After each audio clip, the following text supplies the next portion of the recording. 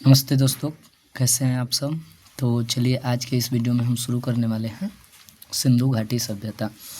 सिंधु घाटी सभ्यता में हम सबसे पहले देखने वाले हैं कि जो इसका कालखंड है यह कितना पुराना है। तो एक आपको बताया जाता है कि 2500 BC से आपका 1800 BC, ठीक है, इस समय तक आपका सिंधु घाटी का जो है सभ्यता था। मतलब इसका इतिहास जो है इतना से इतना के बीच में माना जाता है। इसके साथ साथ एक बात आती है कि आपका एक और कालखंड याद रखना है। आपको याद रखना है 2350 BC से आपको याद रखना है 1750 BC, है ना। ये किसके अकॉर्डिंग आपको याद रखना है?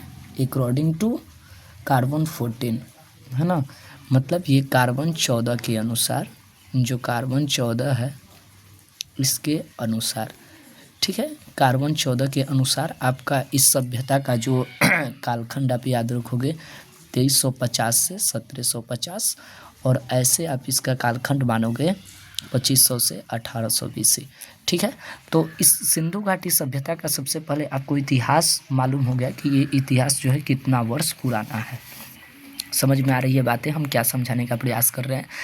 इसके साथ साथ जो आपका बोला जा रहा है कि कार्बन 14 के अनुसार जो है, कार्बन 14 है क्या? एक पद्धति है, और कार्बन 14 पद्धति के अनुसार जीवाश्म में कार्बन की मात्रा के आधार पर उनकी आयु ज्ञात की जाती है, और जिस जीवाश्म में कार्बन की मात्रा कम होती है वो अत्यधिक पुराना माना जाता है, ठीक है।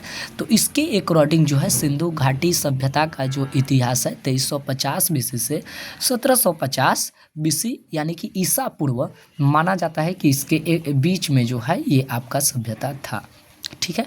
क्लियर हो गया। अब जो समझने वाला बात है, देखिए ये पहले आप याद रखोगे ना, और यहीं से शुरू हो जाता है कि थोड़ा सा जीके को पढ़ने के लिए हमको करना क्या है कि थोड़ा सा धैर्य के साथ चलना है। थोड़ा सा भी अगर मिस्टेक करते हो तो कहीं ना कहीं कुछ चीज़ गलत हो जाता है, तो थोड़ा सा आप लोग जो है ना अच्छे से धीरे धीरे सीखो।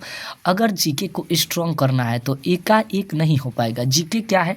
एक अथाह समुंदर है, और समुंदर में जाने के लिए थोड़ा सा धैर्य रखना पड़ता है।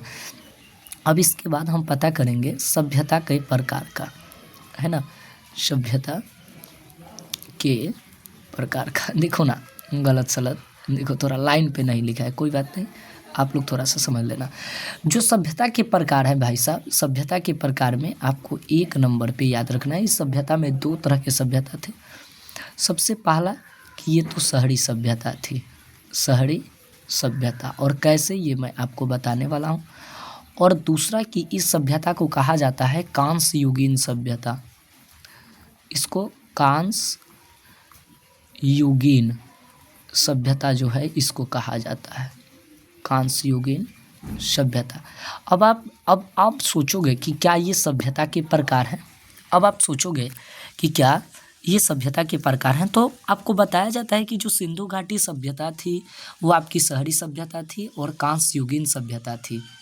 शहर होने के लिए जो शर्त हैं वो रखे जाते हैं 5000 की। अगर किसी क्षेत्र की जो आबादी है ना, शहर होने के लिए क्या शर्त होने चाहिए सर?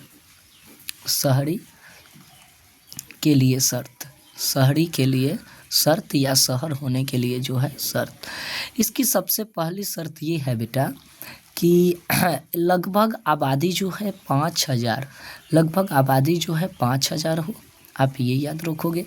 और दूसरी शर्त ये है कि जनसंख्या घनत्व, है ना, दूसरी शर्त आपका ये है।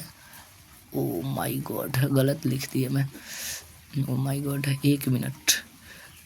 हाँ, जनसंख्या घनत्व, जनसंख्या घनत्व कितना हो बेटा? तो जनसंख्या घनत्व आपका 400 व्यक्ति